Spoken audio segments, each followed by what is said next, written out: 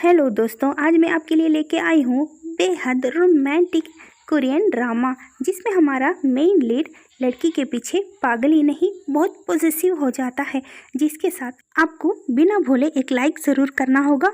और ये ड्रामा के बारे में आपका ओपिनियन क्या है, कमेंट में ज़रूर बताएगा। तो चलते हैं वीडियो के अंदर।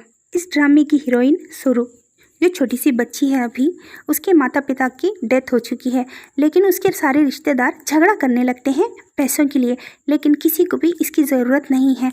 और झगड़ा करते करते आके उस बच्ची को एक आदमी धक्का देके चला जाता है।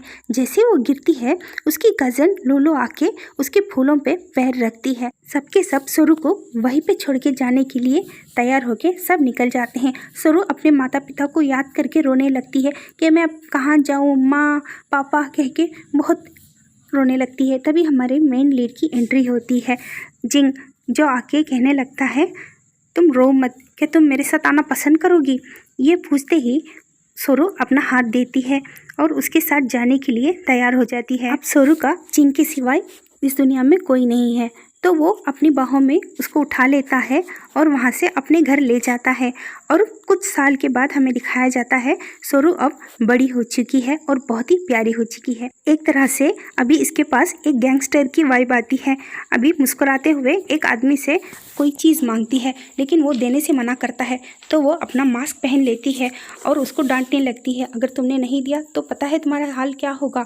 ये कह के उसके साथ झगड़ा करने लगती है और उस आदमी के सारे लोग जो हैं वो आके इसको मारने की कोशिश करते हैं, लेकिन ये सबको मारती है। तभी वो आदमी कहता है ठीक है मैं दे दूंगा।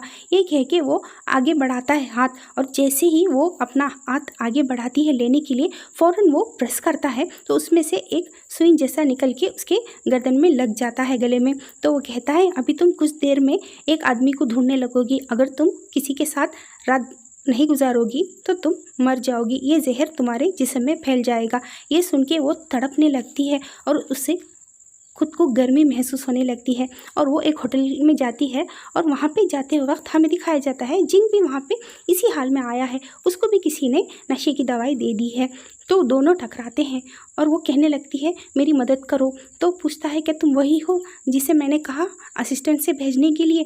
तो वो कहती है इन बातों का वक्त नहीं है, चलो मेरे पास आ जाओ वरना मैं ठीक नहीं मर जाऊंगी। ये कह के वो उसको अपने पास खींच के उसको किस करने लगती है और वो दोनों अपनी ज़रूरत पूरी करने के लिए उस वक्त अपनी जान बचाने के लिए एक दूसरे के हो जाते हैं। बेइंतहा रोमांस करते हैं, किस करते हैं और रात भर साथ रहते हैं। लेकिन सोरू अपना मास्क नहीं उतारती। अभी हमें दिखाया जाता है कि सुबह हो चुकी है, लेकिन जिंग वहाँ पे नहीं है, सिर्फ सोरू वहाँ पे है, लेकिन उसका मास्क भी अभी तक चेहरे में है। उसको निकाल के वो जल्दी से अपने सारे कपड़े लेके वहाँ से भागने लगती है और अपना मास्क भी लेके सीधे जाके बाहर अपने घर के अंदर एंट्री करती है। और वहाँ पे बहुत सारे लोग होते हैं, जिसे देख के वो दौड़ के जाके छुप जाती है, सोचती है कोई मुझे देख ना ले। उसके बाद फिर वो घर के बाहर भागने की कोशिश करती है और जैसे ही वो बाहर उतरने की कोशिश करती है, जिंग वहाँ पे देख लेता है इसकी टांगों को और असिस्टेंट भी देख के हैरान हो जाता है और वो उतरने की कोशिश करती है तो जिंग अपना हाथ देता है, तो उसको लगता है चलो उतरने के लिए जगह मिल गई। फिर उसको एहसास होता है कि किसी ने उसको पकड़ा है और वो डर के मारे हाथ छोड़ के मतलब पैर छोड़ के नीचे गिर जाती है जिंग के गोद में। और वो उसको उठा के पूछने लगता है क्या कर रही हो तुम। तो वो कुछ नहीं कहती, बस मुस्कुराती है, वो मैं कहती है ना, लेकिन उसकी बातें ये बिल्कुल भी नहीं सुनता। ये कहता है ठीक है चलो यहाँ से, लेकिन प्लीज़ प्लीज़ मुझे उतारो यंग मास्टर, मुझे उतारो। लेकिन वो बिल्कुल भी सुनने के मूड में नहीं। अंदर घुसते ही वो सबकी मदद मांगती है, लेकिन कोई उसकी मदद नहीं करता, सब हंसने लगते हैं। शायद इसका रोज़ का यही है। फिर असिस्टेंट से मदद मांगती है तो वो ऐसे रिएक्ट करता है जैसे वो फ़ोन पे बात कर रहा हो। सब उसके पास से बच जाते हैं और यंग मास्टर उसे ले जाके सीधे बेड पे पटक देता है और पूछने लगता है रात भर कहाँ थी तुम, बताओ वरना मैं तुम्हें नहीं छोड़ूंगा। किसके साथ थी तुम, कौन था वो आदमी। ये सब पूछते हैं, सवालात करते ही वो डर के मारे चुपचाप रहती है, कुछ नहीं बोलती। फिर उसको देखता है, वो कहती है नहीं मैंने तो कुछ नहीं किया, यंग मास्टर आप इतने नाराज़ क्यों हो रहे हो। लेकिन वो सुनने के मूड में बिल्कुल भी नहीं। उसको पकड़ लेता है और देखता है उसके गर्दन में जो निशान था, ये निशान कैसे आया और तुम रात भर किसके साथ थी, उसका नाम बता दो। उसके और तुम्हारे दोनों के टांगे तोड़ दूंगा मैं, ये कह के बहुत सारा डांटने लगता है।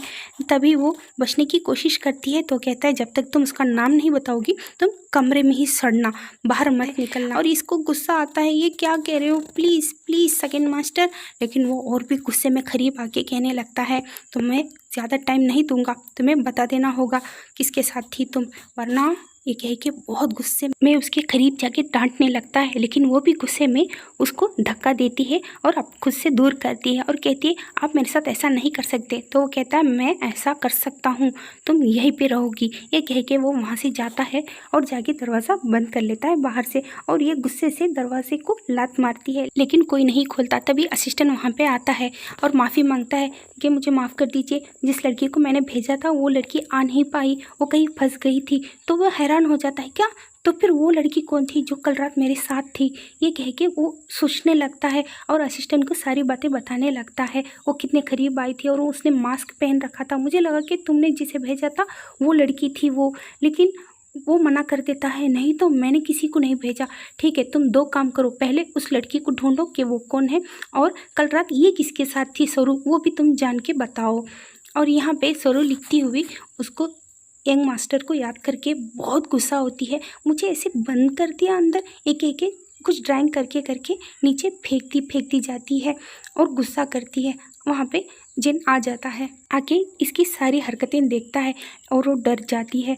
और वहाँ पे इतने सारे पेपर पड़े हुए हैं, ये क्या कर रही हो, तुमने फैसला किया उसके बारे में बताने का या नहीं। ये कह के वो सारे पेपर को देखता है तो वो कहती प्लीज़ मुझे जाने दो ना बाहर, मैं इसे अंदर नहीं रह सकती, प्लीज़ मास्टर समझने की कोशिश करो ना। ये कह के वो जाके उसको पकड़ लेती है, लेकिन वो गुस्से में ही होता है, तुम कुछ भी कर लो मैं नहीं पिघलने वाला, प्लीज़ मैंने कुछ गलती नहीं की, नहीं मैं नहीं मानने वाला। ये कह के वो वहाँ से जाता है और दौड़ के जाके पीछे चढ़ जाती है, मास्टर मुझे पकड़ लो, और वो भी पकड़ लेता है। और वो करीब आके झांक के उसका चेहरा देखती है और मुस्कुराती है। जैसे ही वो करीब आती है उसकी इतनी खूबसूरती देख के उसके अंदर कुछ होने लगता है, कुछ अजीब सा फील होता है उसे, लेकिन वो खुद को कंट्रोल कर लेता है, कंट्रोल करके उसको कुछ फील नहीं होने देता और उसको ठीक से पकड़ लेता है ताकि वो गिर ना जाए। उसको बाहर जाने की परमिशन भी दे देता है।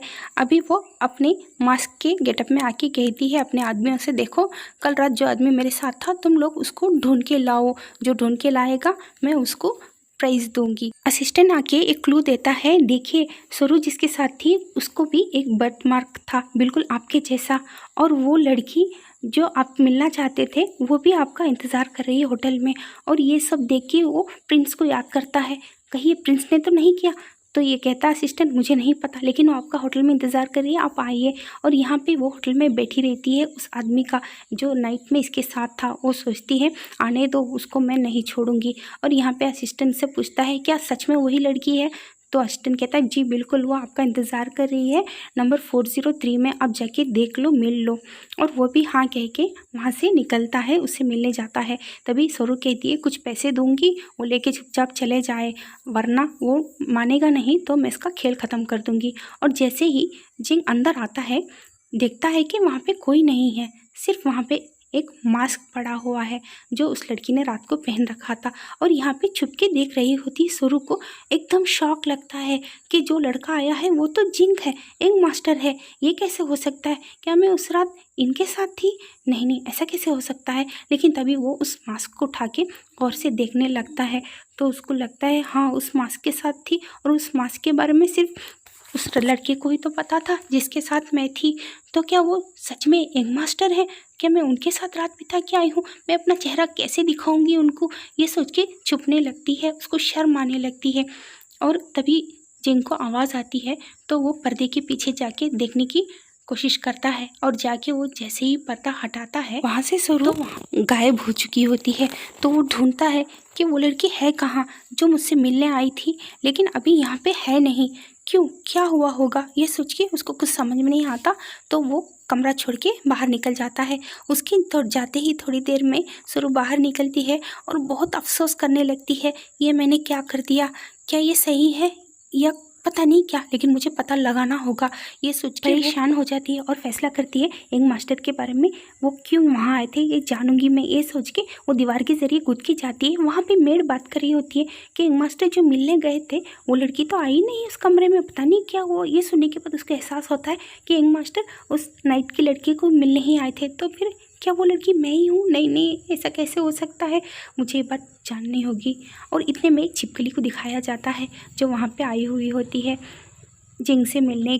तभी वहाँ पे स्वरूपी आ जाती है और पूछती है कौन हो आप। ये कहती है, छिपकली कहती है, अरे तुम तो वही लड़की हो ना जिसके बारे में मुझे जिंग ने बताया था, मैं उसकी फियांसे हूँ।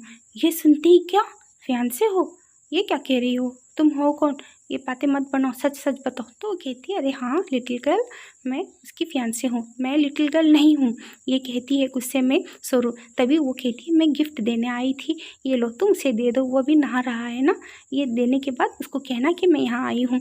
तो वो भी हाथ में लेके उसके कमरे में चली जाती है, धीरे धीरे जाती है। तभी देखती है कि जिंग वहाँ पे नहा रहा होता है। तो वो सोचती है, क्यों ना मैंने उस दिन उस लड़के पे बर्थ मार्क देखा। क्या वो बर्थ मार्क यंग मास्टर के जिस्म में भी हो सकता है क्या? ठीक है, मैं देखूंगी तो मुझे पता चल जाएगा कि वो कौन है। ये सोच के वो जाके देखने की कोशिश करती है, लेकिन उसको कुछ दिखाई नहीं देता।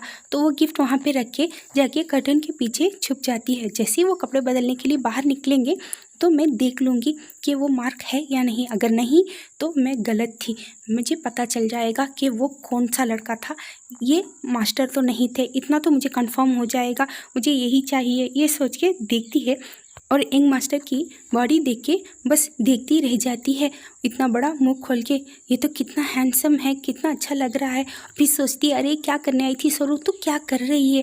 और ये सोच के देखती है तो उसको वहाँ पे मार्क दिख जाता है, बस परेशान हो जाती है। तो क्या सच में उस रात में यंग मास्टर के साथ थी? नहीं, कहीं के वो एक मारती है कहीं पे, तो आवाज़ आ जाता है जिंग को, कौन है वहाँ पे, कौन है, ये कह के आता है। तो वो छुपने की कोशिश करती है लेकिन छुप नहीं पाती और वहाँ पे उसको पकड़ लेता है जिंग। क्या कर रही हो तुम यहाँ, पागल हो क्या, ऐसे कौन आके छुपता है कर्टन के पीछे? ये पूछते हुए इतने में सोरू का पैर फिसलता है और जाके जिंग के ऊपर गिरने लगती है और वो दोनों फिसल के सीधे जाके बेड में गिर जाते हैं और गिर के दोनों किस कर लेते हैं। अभी उसको गुस्सा आता है, वो धक्का देता है जिंग। धक्का दे के, सोरू पागल हो क्या, क्या कर रहे हो तुम यहाँ, ये क्या हरकतें हैं तुम्हारी, तुम्हारी शरारती बंद नहीं होती। ये कह के वो किसको भी नॉर्मली शरारती में ले लेता है, उसको सीरियस नहीं लेता। लेकिन वो डर जाती है कहीं ये डांट ना दे, लेकिन वो बिल्कुल भी नहीं डांटता, प्यार से कहता है अपनी हरकतों से बाज आ जाओ लड़की, ऐसे कब तक करती रहोगी। तो अभी वो सोचती है, क्यों ना मैं बता दूं कि उस रात जो थी वो लड़की मैं ही थी। लेकिन फिर डरती है बताने से कुछ प्रॉब्लम ना आ जाए। धीरे से ये पूछती है, सेकंड मास्टर आप तो किसी को ढूंढ रहे हो ना, वो लड़की मिली आपको? तो कहता है, देखो शुरू, तुम उस लड़की के बारे में मत पूछो, वो लड़की अच्छी नहीं है। और हाँ, तुम अपने काम से काम रखो, इन सब बातों के बारे में सोचने की तुम्हें कोई ज़रूरत नहीं है। और इतनी रात तक जागना भी सही बात नहीं है, ठीक है, जाके सो जाओ, ऐसी शैतानी हरकतें करना छोड़ दो। तो वो कहती है, नहीं नहीं रुकिए, मैं यहाँ यूँ ही नहीं आई थी, वो मिस नो आई है, उसने आपके लिए गिफ्ट दिया था, वही देने आई थी, लेकिन मुझे वो बिल्कुल भी अच्छी नहीं लगती, आप उसके साथ क्यों बात करते हो? तो वो सेकंड मास्टर मुस्कुराने लगता है और कहने लगता है, देखो ये सब तुम छोड़ो, तुम्हें कल सुबह स्कूल जाना है ना, तो जाके जल्दी से सो जाओ, अच्छी बच्ची हो ना। तो कहती, नहीं मुझे स्कूल नहीं जाना है, स्कूल बहुत बोर हो चुका है, मैं अब तक 8 स्कूल बदल चुकी हूँ। तो वो कहता है, देखो तुम अगर इस स्कूल में ठीक से रहोगी और अपनी पढ़ाई पूरी करोगी ना, तो मैं तुम्हें, तुम जो चाहोगी ना वो मैं तुम्हें दूंगा। ये सुनते ही खुश हो जाती है, अच्छा मैं जो भी मांगूँ आप मुझे दोगे? तो कहता है, हाँ बिल्कुल दूंगा। तभी वो प्लान कर लेती है, अगर इसने मेरी बात मान ली और मैंने वहीं पे पढ़ाई ख़त्म कर दी, तब मैं बता दूंगी कि उस रात की लड़की मैं ही थी। अपनी तसल्ली के लिए पिंकी प्रॉमिस भी ले लेती है। अभी सेन तैयार होकर नीचे आता है, छिपकली देख के खुश हो जाती है, तुम्हें मेरा गिफ्ट मिला, वो लड़की के पास मैंने भेजा था। तो वो कहता है, तुम यहाँ क्यों आई हो पहले? तो कहती है, हाँ वो लड़की तुमने जिसे अडॉप्ट किया था ना, उससे मैं मिली, अच्छी है, उसका बॉयफ्रेंड भी होगा ना। ये कहती वो गिफ्ट फेंक के कहता है, देखो तुम सरों से दूर रहो, उसके बारे में सोचने की तुम्हें कोई ज़रूरत नहीं है, इसके लिए मैं हूँ। और हाँ, तुम इस तरह घर मत आया करो। ये कह के वहाँ से चला जाता है और छिपकली गुस्से से आग बबूला हो जाती है। असिस्टेंट बेचारा बहुत प्रे करता है। तो ड्राइवर पूछता है क्या हुआ, ये स्कूल ही तो जा रही है, आप इतना प्रे क्यों कर रहे हो, डर क्यों रहे हो। तो कहता है सिस्टर तुम नए हो ना, इसलिए तुम्हें नहीं पता हमारी बच्ची के बारे में। उसका एक और नाम भी है, डेविल बेबी कहते हैं उसको, क्योंकि इतनी शैतान है। पता है पहले कितने स्कूल में कितना कुछ किया है उसने, कभी टीचर का हाथ मोड़ देना और स्टूडेंट को सपोर्ट करना, और कभी स्टूडेंट्स के साथ झगड़ा करना, और वो दादागिरी करती घूमती रहती है। और इसलिए वो सबकी फेवरेट तो बन जाती है, लेकिन उसे स्कूल से भी निकाल दिया जाता है। न जाने अब इस स्कूल में क्या कांड कर बैठेगी, ये सोचते ही वहाँ पे पीछे शुरू आ जाती है, चलो देरी हो रही है। तो कहता है हाँ हाँ चलते हैं सिस्टर, ये कह के वो अपनी कार में उसको ले लेता है और स्कूल में आके छोड़ता है। लेकिन वो सो रही होती है, वो उसको जगाता है प्यार से, सोरू उठो स्कूल आ गया। तो एकदम टायर्ड होके, एकदम सड़ा मुंह लेके वो स्कूल के अंदर जाती है। वहाँ पे उसको सरप्राइज़ मिलता है। वहाँ पे जाते ही क्लास का लीडर देखते ही सोरू पे फिदा हो जाता है, लव एट फर्स्ट साइट हो जाता है उसको।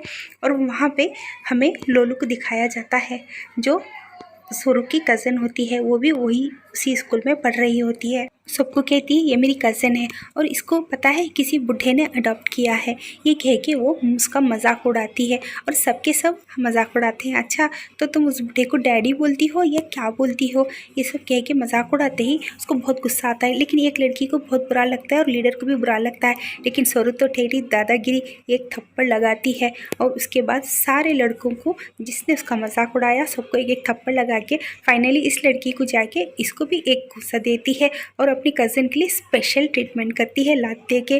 और वो जैसे ही पकड़ के बैठती है, इतना ही नहीं हुआ और है तुम्हारे लिए कह के वो चेयर उठाती है उसको मारने के लिए। इतने में टीचर एंटर कर देते हैं, और टीचर को देखते ही लोलू दौड़ के जाती है, उसके टीचर के पीछे छुप जाती है, बचा लीजिए सर मुझे। और वो बहुत सारा डांट लगा के ये क्या हरकतें कर रही हो तुम, ये कह के तुम्हें पनिशमेंट मिलेगा, तुम्हें क्रेडिट नहीं मिलेगा, ये सब कह के डांटते ही उसको तो कोई फ़र्क नहीं पड़ता। अभी लोलू के पास कहता है ठीक है ना, मैंने जो पनिशमेंट दिया है तुम परेशान मत हो। लेकिन सोरू को बहुत गुस्सा आता है, दिल करता है उस टीचर को भी एक घूंसा दो, क्योंकि वो लोलू की सपोर्ट कर रहा था। लेकिन उसके पास कोई ऑप्शन नहीं था, क्योंकि उसे बताया गया था ना कि उसको इस स्कूल में रहेगी तभी वो जो कहेगी वो सेकंड मास्टर करेगा। तभी जाके क्लास में चुपचाप बैठ जाती है। तभी वो बातें चलती हैं, कल स्कूल में डांस प्रोग्राम है और वहाँ पे पार्टनर के साथ आना होगा, और लोलो सेकंड मास्टर के साथ आने वाली है। तो पूछती है सेकंड मास्टर कौन है, तो कहती है जेन सेन है, सेन फैमिली से है। तो घबरा जाती है, क्या वो है, तो कहते हैं हाँ वो कल आएगा। सब कहते हैं कि उन दोनों में ना कुछ चल रहा है इसलिए वो आएंगे। तो ये सोचती है अच्छा ये तो बहुत बड़ी पकाऊ है, कुछ भी बोल रही है। और इतने में अनाउंस करते हैं टीचर, और जो कल बिना पार्टनर के आएगा उसको पनिशमेंट मिलेगी। ये सब सुन के सोरू सोचने लगती है मैं किसको लाऊं अपना पार्टनर बना के। तो वहाँ की लड़कियाँ सब इसका मजाक उड़ाने लगती हैं, ये तो शायद उस बूढ़े को लेके आएगी, पता नहीं किसको लेके आएगी, या फिर इसके पास कोई पार्टनर है भी या नहीं। देखो लोलू को तो देखो, वो सेकंड मास्टर के साथ आएगी। वाह कितनी अच्छी बात है ना, वो इन दोनों में कुछ चल भी रहा है। कह के सब फ्रेंड्स खुश होके ताली मारते हैं, क्योंकि वो बहुत बड़ा आदमी है सेन। जैसे ही टीचर वहाँ से जाते हैं बाहर, तो फिर से सारे लड़के लड़कियाँ फिर से इसका मजाक बनाना शुरू कर देते हैं, तुम विलेज की लड़की हो, बेकार की हो। लेकिन वो भी छोड़ने वाली नहीं है, आती है मारने के लिए, लेकिन फिर कहती है तुम्हें मार के मुझे अपने हाथ गंदे नहीं करने हैं। ये कहते हैं लीडर खुश हो जाता है और वो वहाँ से बाहर निकल जाती है। तभी लीडर पीछे से आवाज़ देता है रुको, कल तुम्हारे पास डांस पार्टनर नहीं है ना, तो तुम अगर गलत ना समझो, बुरा ना मानो, तो क्या मैं तुम्हारा पार्टनर बन सकता हूँ। तो कहती है थैंक्स तुमने कहा, लेकिन मेरे पास ऑलरेडी पार्टनर है। ये सुनते ही लीडर का दिल तो टूट ही जाता है। जैसे स्कूल के बाद सोरू घर जाके दौड़ के जाके सेन के गोद में चढ़ के बैठ जाती है जैसे कोई छोटी बच्ची हो, और बैठ के पूछने लगती है क्या कल आप फ्री हो। तो पूछने लगता है क्यों बेबी क्या हुआ, तो आप बताइए ना प्लीज़, कल आप फ्री हो या आपके पास कोई काम है। तो अपना स्केड्यूल चेक करने के लिए कहता है। तो मैनेजर कहता है हाँ आपको मिस नू से मिलने जाना है, कल बहुत बड़ी मीटिंग है। ये सुनते ही वो अपना मुंह फुला लेती है और उसको गुस्सा आ जाता है, फिर आप उसी से मिलने जा रहे हो, मुझे तो बिल्कुल भी अच्छी नहीं लगती। तो कहता है क्या करना, काम के सिलसिले में मिला तो होगा ना, तुम नाराज़ मत हो। लेकिन वो कहती नहीं, मुझे वो बिल्कुल भी अच्छी नहीं लगती, जाओ, मुझे आपसे बात नहीं करनी है। ये कह के वो वहाँ से मुँह फुला के जाने लगती है। अभी सेन के पास कहने के लिए कुछ नहीं, वो पुकारता है लेकिन वो सुनती नहीं। अभी बेडरूम में जाके एकदम गुस्सा करके सेन को बुला नाम ले लेके गुस्सा करती है। सेकंड मास्टर, आप स्टूपिड हो, पागल हो, ये कह के फिर सोचती है मैं कल क्या पहनूं। ये सोच के एक ड्रेस निकालती है और वो सोचती है ऐसे ड्रेस में कभी मुझे सेकंड मास्टर ने देखा नहीं ना, तो देखेंगे तो वो क्या सोचेंगे। ठीक है, कल मैं यही पहनती हूँ। और यहाँ दिखाया जाता है स्कूल में लोलू बहुत प्यारी तरह से रेडी होके आई होती है, सब उसकी खूबसूरती की तारीफ़ करते हैं। तभी वहाँ पे एक कार आती है। लड़कियाँ कहती हैं देखो सेन फैमिली की कार आ गई है, तो मतलब तुम्हारा बॉयफ्रेंड आ गया अभी। तभी वो घबरा जाती है, क्या सेन, ओ नो, अब मैं क्या करूँ, फंस जाऊँगी मैं। और तभी डोर ओपन होता है तो उसमें से सुरु निकलती है, जिसे देख के सब हैरान हो जाते, बहुत प्यारी भी लगती है। सेन की कार में ये कैसे आ सकती है। तो वो कहती है पागल हो क्या तुम लोग, ये किसने कहा कि सेन फैमिली की कार है, ऐसा कुछ नहीं है, ये तो ऑर्डिनरी कार है। ये सुन के उसके फ्रेंड्स भी कन्विंस हो जाते हैं। और तभी सोरू वहाँ पे आती है, जिसे देखते ही लोलू मजाक उड़ाने लगती है, तुम्हें थोड़ी सी भी डर नहीं है जो तुम यहाँ आ गई हो। तो पूछने लगती है मैंने क्या गलती की जिससे मैं डर के छुप के बैठ जाऊँगी, मुझे किसी बात का डर नहीं है और मैं तो यहाँ आऊँगी ही। और तुम्हारे सेकंड मास्टर क्यों नहीं आए। तो कहने लगती है वो थोड़ा बिजी है, उन्हें आने में थोड़ी देर लग जाएगी। और तुम्हारा पार्टनर कहाँ है। तभी लीडर वहाँ आके उसका हाथ पकड़ लेता है और वो ताजुब हो जाती है देखिए, और वो दोनों वहाँ से अंदर चले जाते हैं। और तभी ये सोचती है अब मैं क्या करूँगी। और फ्रेंड्स कहते हैं ठीक है वेट करते हैं। नहीं, वेट करने की ज़रूरत नहीं, चलो अंदर चलो, कह के लोलो फ्रेंड्स को लेके अंदर आ जाती है। और अंदर आके वो पूछती है स्वरूप क्यों तुम्हारे सेकंड मास्टर नहीं आए, तुम्हें इससे क्या लेना देना है, तुम अपने काम से काम रखो। तो स्वरूप पूछती है तुमने बताया होता तो वो आएंगे ना। तो कहती है अच्छा मैंने बताया नहीं, तुम्हें कैसे पता, बात तो ऐसे करी हो जैसे तुम उनके साथ रहती हो और तुम्हें उनके बारे में सब पता है। तो स्वरूप कहती है हाँ, रात भर में उनके साथ ही तो थी, मुझे पता है कि उनको कॉल नहीं आया। तभी सेन अपना फ़ोन देखता है, स्वरूप के इतने सारे मिस्ड कॉल क्यों हैं। तभी असिस्टेंट कहता है हाँ वो मैं बताना भूल गया, वो वहाँ पे स्कूल में ना डांस पार्टी चल रही है तो इसलिए। तो कहता है क्यों, तुमने मुझे क्यों नहीं बताया, आगे से ना जो भी इम्पोर्टेंट हो ना स्वरूप के बारे में वो तुम मुझे बताना, बाकी सब मुझे बताने की ज़रूरत नहीं है। और देखो टाइम भी हो गया है, चलो हम स्कूल जाते हैं।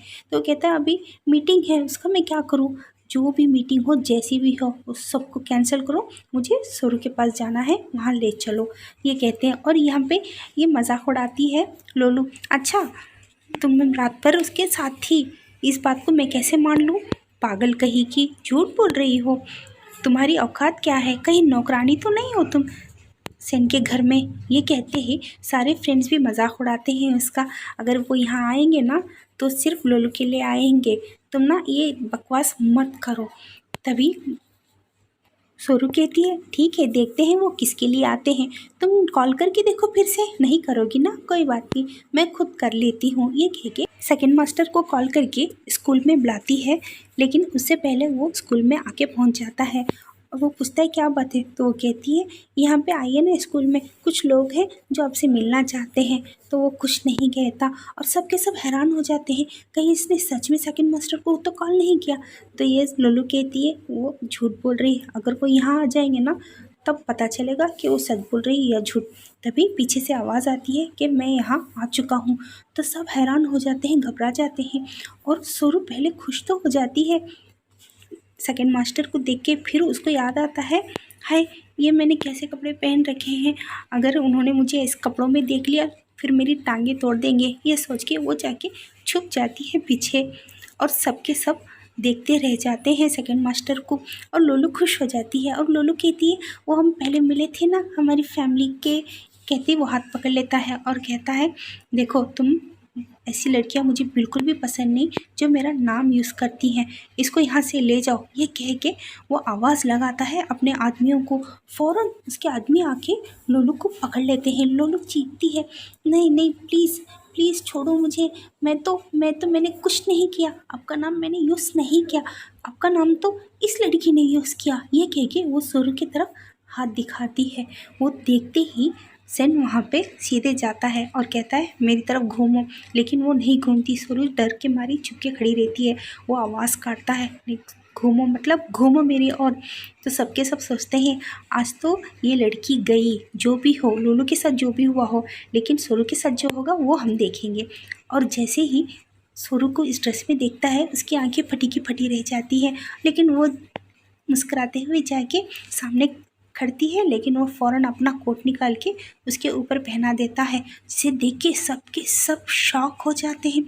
ये क्या कर रहा है ये? इसका मतलब सच में ये लोग एक दूसरे को जानते हैं। और ये डांटने लगता है कैसे कपड़े पहन के आई हो तुम?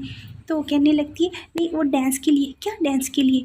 मैं तुम्हें नहीं छोड़ूंगा, ऐसी घटिया हरकतें क्यों कर रही हो तुम? ऐसे कपड़े थोड़ी ना पहनते हैं। तो वो जाने दीजिए ना प्लीज़ ऐसे कहती, लेकिन वो अपनी गोद में उठा लेता है, जिसे देख के सारे स्कूल की लड़कियां हैरान परेशान हो जाती। असिस्टेंट बहुत खुश हो जाता है और तभी सेन सबको लड़कियों को कहता है तुम जैसी लड़कियां इस स्कूल में नहीं रह सकती, जो अपने के साथ के स्टूडेंट्स के साथ बदतमीज़ी करती है। ये सुन के सारी लड़कियां डर जाती हैं, अभी हम क्या करें, इस स्कूल से निकाल दिया गया तो। और वो सुरु को गोद में उठा के वहाँ से ले जाके कार में बिठाता है और वो कार में मैसेज करती है। तो उसकी फ्रेंड कहती है तुम्हें कुछ कहना चाहता था हमारा लीडर, लेकिन तुम तो चली गई। तो और वो फ़ोटो देख रही होती है, तभी सेन फ़ोन छीन लेता है। क्या कर रही हो तब से? और देख के उस फ़ोटो को कहने लगता है अच्छा इस लड़के के लिए तुम ऐसे कपड़े पहन के आई। वो कहती है मेरा फ़ोन दीजिए ना। नहीं दूंगा, सच बताओ इस लड़के के लिए तुम ऐसे रेडी हुई थी? तो वो कहने लगती नहीं उस लड़के के लिए बिल्कुल भी नहीं, मैं तो वो ऐसे कह दिए क्योंकि। तो पूछता है बताओ किसके लिए? तो उसके पास कहने के लिए कुछ नहीं होता, क्योंकि वो तो सेन के लिए तैयार हुई थी ना। तो बस चुपचाप बैठ जाती है और पूछती है आपको तो मीटिंग था ना, तो यहाँ कैसे आए? तो वो कहता है मेरे लिए पहला हर काम तुम्हारा ही इम्पोर्टेंट है। ये सुन के बहुत खुश हो जाती है और कहता है देखो जो भी हो ना तुम मुझसे बता सकती हो, तुम्हें इस तरह छुपाने की ज़रूरत नहीं है, ठीक है? तुम्हारे से बढ़ के मेरे लिए कुछ इम्पोर्टेंट नहीं है। ये सुन के खुश होके वो उसके गले लग जाती है और उसको वैसे ही नींद भी आ जाती है। उसके गोद में सर रख के सो जाती है और वो प्यार से सहलाता है, उसको सुलाता है। वो छोटी बच्ची की तरह कार में सो जाती है, तो वो अपनी गोदी में उठा के ले आता है और लाके उसे उसके कमरे में बेड पे सुला देता है और उसके सैंडल वगैरह जो भी है निकाल के उसको बेडशीट उड़ा देता है। लेकिन वो अच्छी गहरी नींद में होती है और ये सब करने के बाद वहाँ से जाने लगता है, लेकिन सुरु उसका हाथ पकड़ लेती है। प्लीज़ सेकंड मास्टर मुझे छोड़ के मत जाओ, मेरे पास ही रहो ना। तो वो कहता है हाँ हाँ ठीक है सेकंड मास्टर, तुम्हें छोड़ के कहीं नहीं जा रहे हैं, मैं तुम्हारे पास ही हूँ। ये सुनते ही वो खींच के हाथ पकड़ लेती है और ये उसके बहुत करीब हो जाता है। पता नहीं उसे देख के उसको क्या होता है, बस उसकी खूबसूरती देखता ही रह जाता है और आउट ऑफ कंट्रोल हो जाता है और उसके करीब जाके उसके गालों में किस करने लगता है और डीप से किस करता है, बहुत प्यार से करता है। और थोड़ी देर के बाद उसको एहसास होता है ये मैं क्या कर रहा हूँ। ये कह के वो टक से हट जाता है, हट के वहाँ से उठ के सीधे वॉशरूम में चला जाता है और जाके आईने के सामने खड़ के सोचता है ये मैंने क्या किया, ये मुझे क्या हो गया था। और तभी वो लड़की जो नाइट वाली थी वो याद आने लगती है उसको। तो वो सोचता है वो मैं क्यों सोच रहा हूँ, ये वो नहीं, मुझे क्या हो गया। उसको कुछ समझ में नहीं आता, खुद पे बहुत गुस्सा आने लगता है ऐसे। दूसरे दिन सुरु जैसे स्कूल आती है तब वो सुनाई देता है कि सारे लड़के लड़कियाँ इनके बारे में गलत बात कर रहे होते हैं। सेकंड मास्टर और सुरु के बीच में कुछ चल रहा है, अफेयर चल रहा है। तो वो बुला के पूछती है तुमने देखा है सब कुछ? तो कहते हैं हाँ। तो एक घूंसा लगाती है, तो वो लड़की आती है मेरे बॉयफ्रेंड पे हाथ उठाएगी, तो उसको भी ये ले करके उसको भी एक थप्पड़ लगाती है और कहती है अपनी हद में रहो, ठीक है? और उसको मारने लगती है। तभी वो लड़का सुरु को मारने आता है, तभी लीडर वहाँ पे दौड़ के आके सामने खड़ा हो जाता है और उसको चोट लग जाती है, जिसे देख के डर के वो दोनों वहाँ से भागने लगते हैं। और सुरु पूछती है क्या ज़रूरत थी तुम्हें सामने आने की? तो वो कहता है नहीं मुझे लगा तुम्हें लग जाएगी, तुम्हें बचाने के लिए मैं आया, तो चलो पहले हॉस्पिटल चलते हैं, वो ले जाता है। तभी यहाँ पे असिस्टेंट आके कहता है सोरू को जख्म लग गया, किसी ने मार दिया, वो हॉस्पिटल है। तो वो एकदम शॉक होके उठ के वहाँ से भागने लगता है। और यहाँ पे हॉस्पिटल में दिखाया जाता है कि उसकी चोट को मरहम पट्टी करके वो उसको डांटती है, क्या ज़रूरत थी तुम्हें सब करने के लिए। तो उससे कहता है तुम्हारे लिए, और हाँ मुझे तुमसे कुछ कहना है, मैं तुम्हारे लिए कुछ फील करता हूँ, मुझे तुम बहुत अच्छी लगती हो, क्या तुम्हें भी मैं अच्छा लगता हूँ, मैं तुम्हें बहुत पसंद करता हूँ, प्लीज़ जवाब दो। मैं कब से बताने की कोशिश कर रहा था। तो पीछे से आवाज़ आती है, नहीं उसको तुम पसंद नहीं हो। तो वो देख के शॉक हो जाता है और सोरू का हाथ पकड़ता है और पकड़ के वहाँ अपने पीछे खींच लेता है और कहता है सोरू को तुम्हारी ज़रूरत नहीं। लीडर कहता है आप मत कहिए, आप गार्डियन हो तो इसका मतलब आप उसकी लाइफ का फ़ैसला नहीं कर सकते। लेकिन सेन वहाँ से उसको खींच के ले जाता है और गुस्से में दीवार के पास पुश कर देता है उसको और पूछने लगता है ये क्या चल रहा है सोरू, इसीलिए तुम स्कूल आई थी। और लीडर उसकी ढूंढता हुआ वहाँ आ जाता है सोरू सोरू करता हुआ, और वो आवाज़ सुन के एकदम गुस्सा करके दीवार पे हाथ रखता है, एकदम जेलस हो जाता है, पॉजेसिव हो जाता है उसको। तुम उस लड़के के साथ, तुम बताओ तुम मुझे चुनोगी या उसे। तो कहती है मैं आपको ही चुनूंगी। तो वो कहता है हाँ ये सही है जवाब। ये सुन के घूम के देखता है लीडर को और कहता है अभी मुझे तुम्हें उससे बचाना है तो मुझे धक्का मत देना। ये कह के अपनी ओर खींच के उसको किस करने लगता है। वो हैरान हो जाती है, सेकंड मास्टर ये क्या कर रहा है, उसको कुछ समझ में नहीं आता। तभी वहाँ पे लीडर आ जाता है और ये हादसा भरा सीन देख के बस बेचारे का दिल टूट ही जाता है, लेकिन वहीं पे खड़ा रहता है। और सेन उसको छोड़ के फिर उसको लीडर को देखता है और उसके सामने फिर से उसको पकड़ के कहता है मुझे धक्का मत देना। ये कह के फिर उसको किस करने लगता है। थोड़ी ही देर में ये भी अपने होश खो बैठती है और उसको अपने ओर खींच के ये भी किस करने लगती है। ये सब देखने के बाद बेचारा वहाँ से चला जाता है। अभी वो छोड़ के उसको हट जाता है। देखो ये जो भी हुआ तुम्हें उस लड़के से बचाने के लिए किया, ठीक है, इसको सीरियस मत लेना। ये कहते ही सोरू हैरान हो जाती है और अचानक उसको उल्टी आने लगती है। पूछता है क्या हुआ। तो सोरू सोचती है मेरा तो पीरियड पे भी नहीं हुआ, कहीं मैं प्रेग्नेंट तो नहीं। फिर कहती है वो कुछ नहीं, मैंने आज बहुत खा लिया ना इसलिए।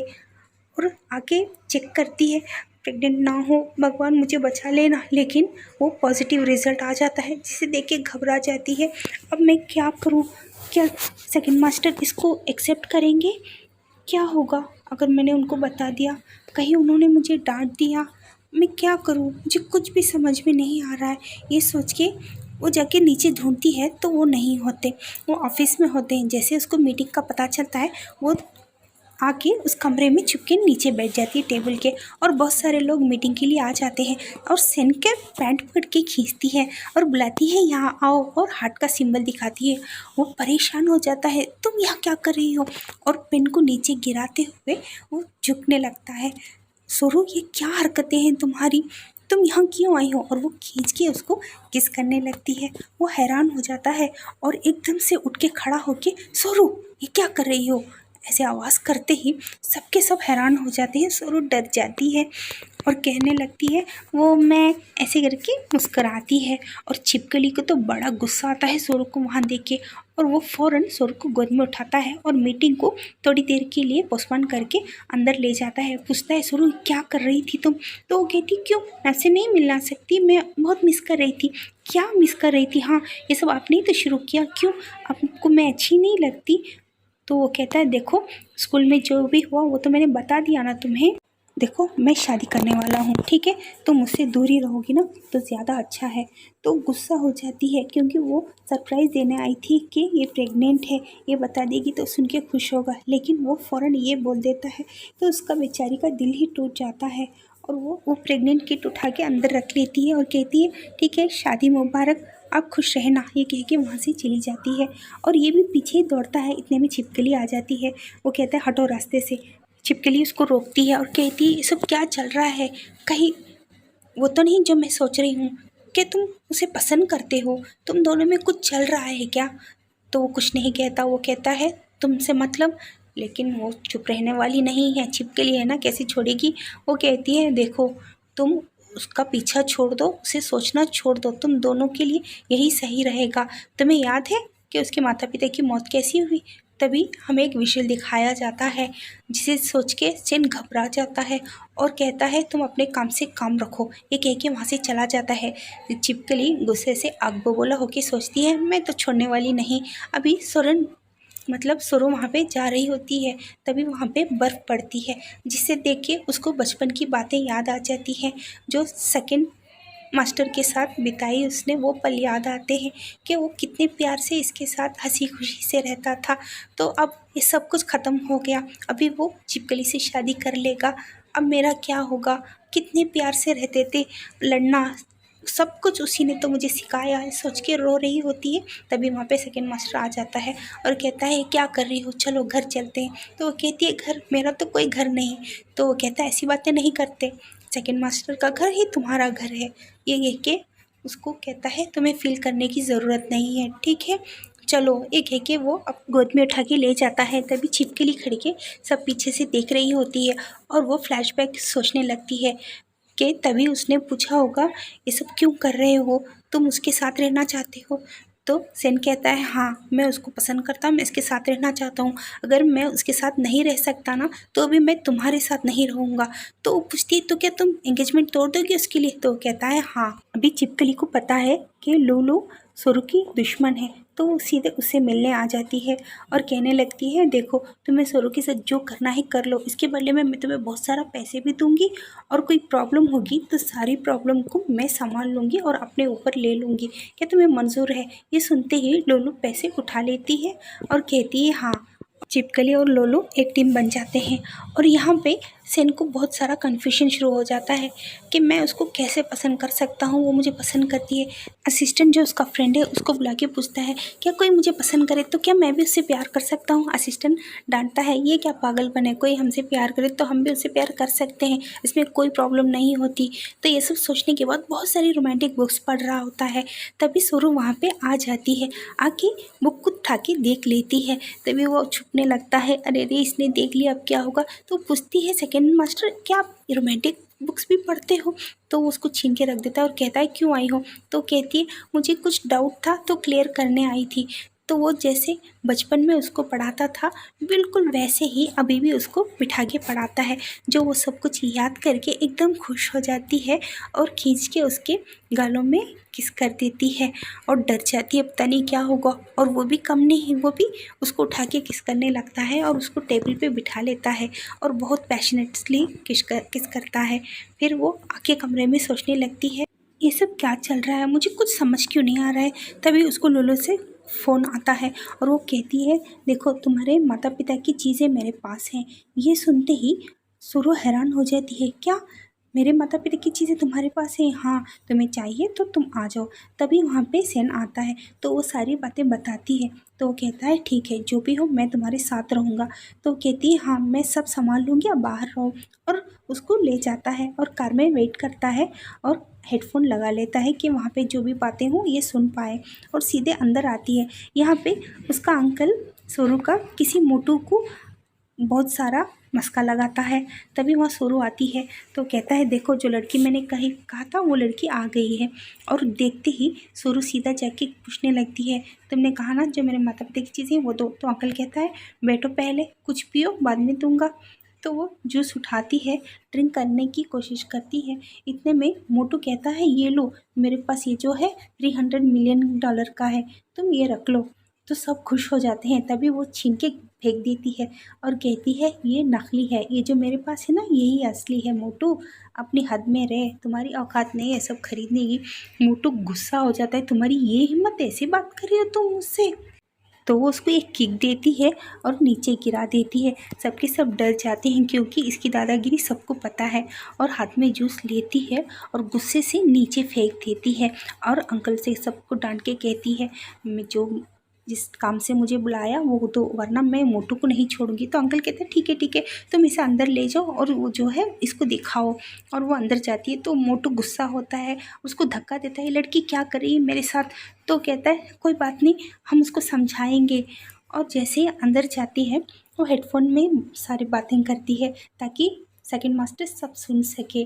और लेटर्स उठा के देखती है और लेटर में लिखा होता है कि सारी जायदाद इस अंकल की फैमिली को मिलेगी। तो गुस्सा हो जाती है, ये कैसे हो सकता है, सब तुम्हें मिलेगा। तो कहती है हाँ सब हमें ही मिलेगा और तुम भी हमारी हो। इतने में उसको कुछ अजीब सा फील होने लगता है, जैसे जहर चढ़ रहा हो। तो कहती है हाँ तुम्हें जहर चढ़ रहा है, अभी तुम्हें किसी आदमी की ज़रूरत है वरना तुम मर जाओगी। और हाँ कुछ और बातें भी हैं जो मुझे तुमसे कहनी है। ये जो कुछ भी हुआ ना, तुम्हारे माँ बाप की मौत, तुम्हारे दादाजी, सब की वजह ना हम हैं। तो हैरान हो जाती क्या तुम लोग, हाँ अगर हम लोग ऐसा नहीं करते तो हमारी अच्छी लाइफ कैसे बनती। तो कहती है अच्छा अच्छी लाइफ अब तो स्टार्ट होने वाली है। एक एक एक थप्पड़ मारती, वो हैरान हो जाती है, तुम्हें जहर नहीं चढ़ रहा, तुम तो ठीक ही हो, कैसे हुआ ये सब कुछ। तो कहती है देखो जो भी कहा तुमने वो सब रिकॉर्ड हो चुका है, तुमने अपने मुंह से एक्सेप्ट किया है। तो अपनी माँ को चीख चीख के बुलाती है, मामा देखो ये इसने चीटिंग किया। तभी इसकी माँ आके उसको उठाती है और लोलू के आदमी भी आ जाते हैं। इतने में पीछे से आवाज़ आती है क्योंकि वहाँ पे सेकंड मास्टर की एंट्री हो चुकी है और लोलू के पिता और वो मोटू उन दोनों को पकड़ के खींच के लाया जाता है और घुटनों पे बिठाया जाता है। और सेकंड मास्टर अंदर एंटर होते ही ये अपना माता पिता का बॉक्स जो है वो उठा के सीधे जाके घुस जाती है सेकंड मास्टर के पास और कहती है अब इनके साथ हम क्या करेंगे।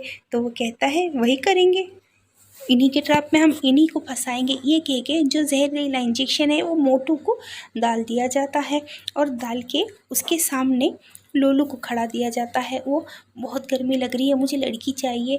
तो लोलू डरती है, नहीं छोड़ दो छोड़ दो। वो जाके उसके साथ बदतमीज़ी करता है और सोरू को खींच के वो यहाँ से ले जाता है सेन। वहीं पे घर आते ही छिपकली मिलती है तो वो सेन समझ जाता है ये सारा किया धरा इसी का है। और जैसे ही सोरू अंदर जाने लगती है तो उसको पकड़ लेता है और कहता है तुम्हारी हिम्मत कैसे भी, मैंने बताया था ना सोरू के करीबी मत आना। तो पूछती है ये क्या कह रहे हो, मैंने क्या किया। तो अपने आदमियों को आवाज़ देता है और कहता है इसको पकड़ो और इतने थप्पड़ मारो तब तक जब तक वो अपनी गलती ना मान ले। मेरी सोरू को हाथ लगाने की कोशिश की इसने, उसके साथ कुछ होता तो मैं तुम्हें जिंदा ही नहीं छोड़ता। लेकिन वो कहती है मत करो, रोको, ऐसे गलती कर रहे हो तुम। और इतने में सोरू को अंदर लाके छोड़ देता है और इतने में असिस्टेंट आके कहता है वो नाइट वाली लड़की मिल गई है। तो वो कहता है तुम रुको मैं अभी आता हूँ। सोरू डर जाती है, अरे वो लड़की तो मैं हूँ, ये कहाँ जा रहे हैं, रुको रुको। लेकिन वो वहाँ से चले जाते हैं। सोरू को बहुत बुरा लगता है, कोई बात नहीं, जैसे वो आएंगे वापस तब मैं बता दूँगी। और बाहर जाके देखती है तो छिपकली की पूंछी गायब हो चुकी है, इतने थप्पड़ लगे हैं। लेकिन वो हंस रही होती है, वो कहती है इसको उठा के बाहर फेंको। लेकिन वो कहती है हाँ मुझे फेंक दो, लेकिन जो सच है वो नहीं बदल सकता।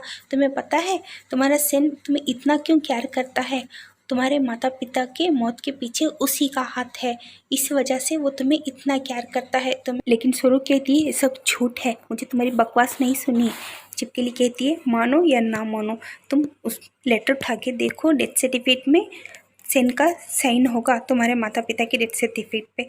और वो भी आके टूट जाती है, फिर सोचती है नहीं वो ऐसा नहीं कर सकते और वो उठा के देखती है और उसके होश उड़ जाते हैं क्योंकि उस डेथ सर्टिफिकेट पे इसी का साइन होता है। और वो रोती हुई बैठती है, तभी सेन वहाँ पे आ जाता है, पूछने लगता है क्या हुआ सोरू तुम रो क्यों रही हो। तभी वो लेटर दिखाती है, इस सर्टिफिकेट पे आपका साइन कैसे है, प्लीज़ बताइए ना, जो भी मुझे बताइए। तो वो कहता है देखो तुम्हारे पिता और मैं एक साथ रहते थे और शादी के बाद वो अलग हो गए अपनी फैमिली के साथ। और मेरे पापा की 60th बर्थडे पर मैंने उनको इनवाइट किया था, जब तो आए तब वहाँ पे तुम्हारी माँ को किसी ने मार दिया और मुझ पे हमला होने वाला था। तुम्हारे पापा मुझे बचाने के लिए सामने आ गए और ऐसे ही उन दोनों की मौत हो गई। लेकिन मुझे गिल्ट इसलिए है क्योंकि मेरे बुलाने पे वो वहाँ पे आए थे, अगर मैंने नहीं बुलाया होता तो कभी नहीं मरते, सच्चाई यही है। लेकिन तुम कैसे इस बात को समझोगी मुझे नहीं पता, उसकी जिम्मेदार मैं ही हूँ, इसका गिल्ट लेके घूम रहा हूँ मैं ज़िंदगी भर, तुम समझो या ना समझो। तो वो सोचती है ये तो बहुत अच्छी इंसान है, ये ऐसा कैसे कर सकते हैं। फिर वो कहती है मुझे कुछ वक्त चाहिए, तो सेन वहाँ से चला जाता है। और दूसरे दिन असिस्टेंट आता है और कहता है देखो तुम उन्हें गलत मत समझो, तुम्हें क्या लगता है उन्होंने जो भी किया वो गलत है, नहीं, वो जो भी वो एक्सीडेंट था, लेकिन उसका गिल्ट लेके वो घूम रहे हैं और तुमसे वो सिंपैथी नहीं है, उनके दिल में सच्चा अफेक्शन है तुम्हारे लिए, इसीलिए वो तुम्हारा इतना केयर करते हैं। उनके लिए सिर्फ तुम ही इम्पोर्टेंट हो, तुम्हारे बाद ही सब कुछ है। ये देखो बुक उनकी है, इसको पढ़ के देखना, तुम्हें पता चलेगा उनके लिए पहले तुम इम्पोर्टेंट हो और तुम्हारी सारी बातें इसमें लिखी हुई हैं। तो वो कहती है हाँ मैं समझ गई, थैंक्स।